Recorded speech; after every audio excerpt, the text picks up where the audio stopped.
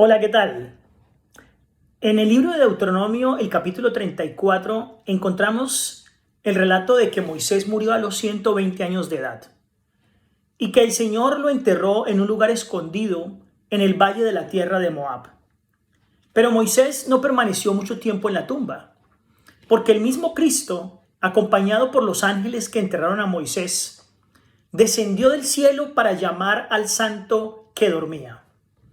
Por primera vez, Cristo iba a dar vida a uno de los muertos.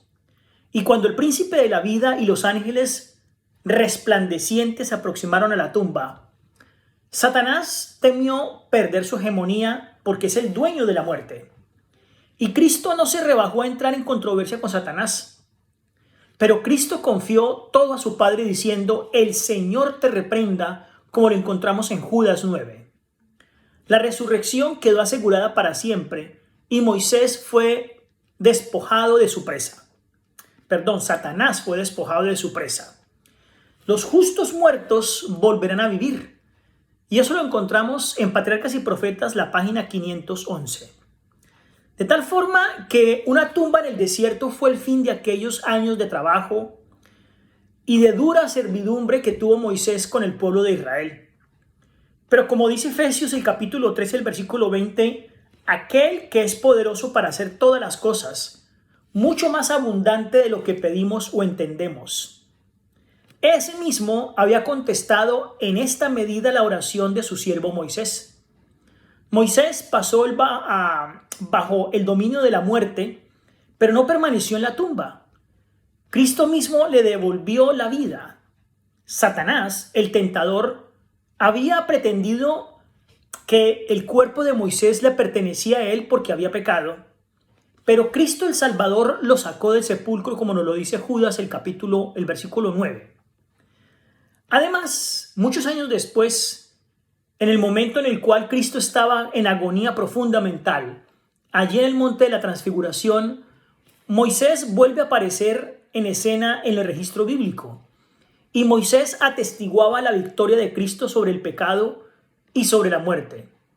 Representaba en ese momento Moisés a aquellos que saldrán del sepulcro en la resurrección de los justos. Elías, que había sido trasladado al cielo sin ver la muerte, representa a aquellos que están viviendo en la tierra cuando Cristo venga por segunda vez. Es decir, cuando Cristo venga por segunda vez habrá dos grupos de justos. Unos, los que el Señor va a resucitar para que lo vean venir en gloria. Y dos, los que estén vivos en ese momento de su segunda venida. Pero todos serán transformados en un momento, en un abrir y cerrar de ojos al final de la trompeta, cuando esto mortal sea vestido de inmortalidad y esto corruptible fuera vestido de incorrupción, como nos lo dice 1 Corintios 15, del 51 al 53. Así que el Padre eligió a Moisés y a Elías para que fueran sus mensajeros delante de Cristo, para que lo glorificaran con la luz del cielo y hablaran con él acerca de su próxima agonía. Porque ellos habían vivido en la tierra como hombres y habían por lo tanto experimentado el dolor y el sufrimiento humano y podían simpatizar con las pruebas de Jesús en su vida terrenal. Elías, como profeta de Israel, había representado a Cristo y en cierto grado su obra había sido similar a la del Salvador. Pero Moisés, como caudillo de Israel, había estado en el lugar de Cristo y había hablado con él y seguido sus instrucciones.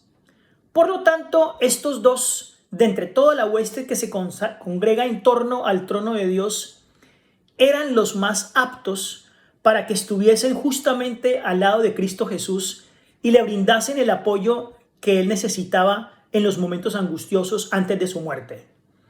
Cristo vino a este mundo con el exclusivo propósito de manifestar la gloria de Dios, para que el hombre pudiera ser elevado por su propio poder restaurador.